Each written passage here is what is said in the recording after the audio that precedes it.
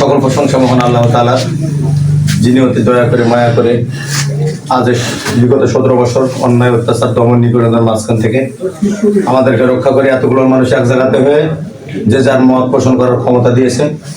সে আল্লাহ দরবারে লাখো শুকরিয়া আদায় করি, সবাই বলে আলহামদুলিল্লাহ। অনেক কথা বলার আছে, যেহেতু শীতের রাত এবং সবাইকে চলে যেতে হবে, সংক্ষিপ্ত 2টা কথা বলবো।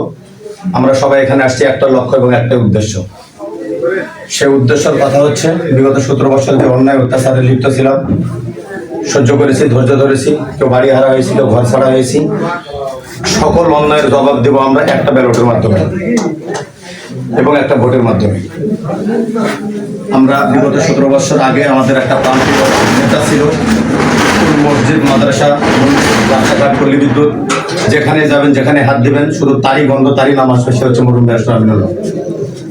আর সে মরার আগে বলে গেছিল যে আমি জনগণের জন্য যতটুকু দিয়ে গেলাম, আমি মারা যাওয়ার পরে সে রাস্তার ফুটিং মারারও লোক পাওয়া যাবে না। বিগত 17 বছরে আমরা জলঞ্জত প্রমাণ যে সেটা পাইনি। আর বিগত 17 বছরে আমাদের ভোটের অধিকার ছিল না, কারণ তারপর আমরা একটা কাজ নিয়ে যেতেও পারিনি। আল্লাহ তাআলা আমাদের মাঝে অনেক সুযোগ এবং সুবিধা দিয়েছে। তারই ঘরের একজন সন্তান এবং তারই সহজাত ছোট ভাই মেজর জেনারেল অবসরপ্রাপ্ত শরীফউদ্দিন আমাদের মাঝে ধানের শীষ প্রতীক নিয়ে আসছে।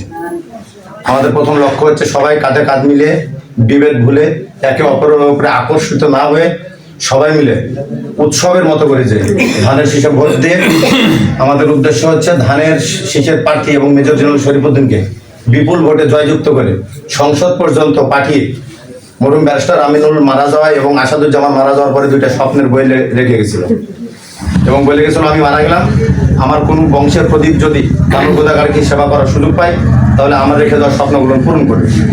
যার জন্য সে আমাদের মধ্যে উপস্থাপন করেছে, আমরা সবাই মিলে ভোট দিয়ে আমাদের অধিকার পূরণ বা আসাদুজ্জামান এবং মরহুম ব্যারিস্টার আমিনুল হকের রেখে যাওয়া কাজগুলো সমর্থনে সমাপ্তি করে চাই। এটা আমাদের মূল লক্ষ্য। তা আসলে আমাদের মধ্যে বিভেদ থাকতেই পারে, রাগারাগি থাকতে পারে।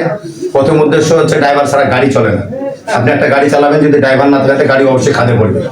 কারণ প্রত্যেকটা যেমন দল চালাতে একটা মুরব্বী মানুষ লাগে, একটা শ্রদ্ধেয় মানুষ লাগে, একটা বড় মানুষ লাগে। সেক্ষেত্রে আমাদের সাবেক চেয়ারম্যান এবং সাবেক সভাপতি মোহাম্মদ মমিনুল ইসলাম মমিন ভাই দিক নির্দেশমূলক আমাদের সামনে আছে এবং তার অনেক রাজনীতিবিদ, সে অনেক জ্ঞান, রাজনীতিটাকে তানুর গোদাগারিতে জন্ম দিয়েছে সে। যার জন্যে আমরা তার অনুসরণে চলাফেরা করব এবং তার সাথে সারিবদ্ধ হয়ে সবাই মিলে কাঁধে কাঁধ মিলে ধানের শীষে ভোট করে ধানের শীষকে জয়যুক্ত করব।